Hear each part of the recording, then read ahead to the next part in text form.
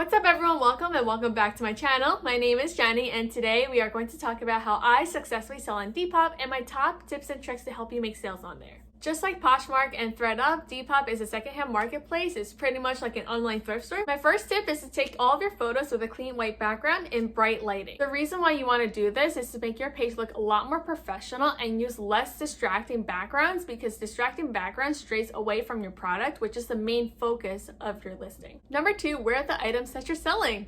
I know plenty of times I have bought things because they looked better on the mannequin in the store versus than it looked on the shelf. So when you take a photo of yourself styling the item that you're selling, people are more likely to purchase it because in their heads they're picturing how they are styling it or are taking inspiration from you on how they can style that item themselves. So it's more likely to sell than if it was just a flat lay of the item. So I encourage you to take photos of you wearing them. Number 3, utilize descriptions for keywords. For instance, I am listing a summer floral dress. I'm going to mention all of those words in my description, and also make sure I mention the sizing, any flaws, and give the customer ideas of where they can wear the item to. For example, the perfect summer floral dress to go on a picnic or to the beach, matches perfectly with platform sandals and sneakers. I would also use hashtags. Depop allows up to 5 per listing, and I would always use one for the name of the brand, the type of item it is, so let's say a pants or a top,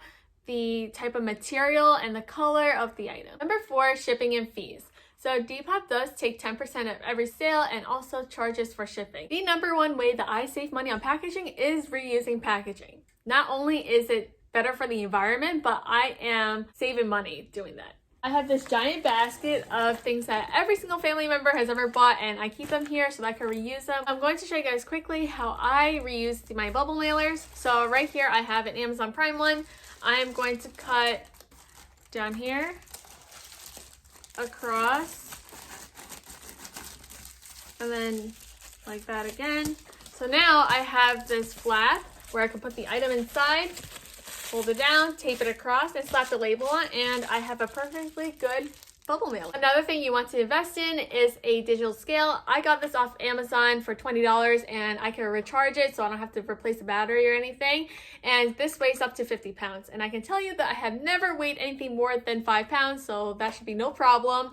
And this is great because Depop does recommend labels based on the weight of the items. So all the pricing for their labels is based on weight. So you want to make sure you have the correct weight, because USPS will return items back to you if you do not have the correct label on there. To avoid that, I recommend weighing all the items that you're listing on the scale before you list them so that you have the correct weight, and also leave room like 2 ounces for the packaging materials. And number 5, which is my last and final tip, is to get as many positive reviews as you can.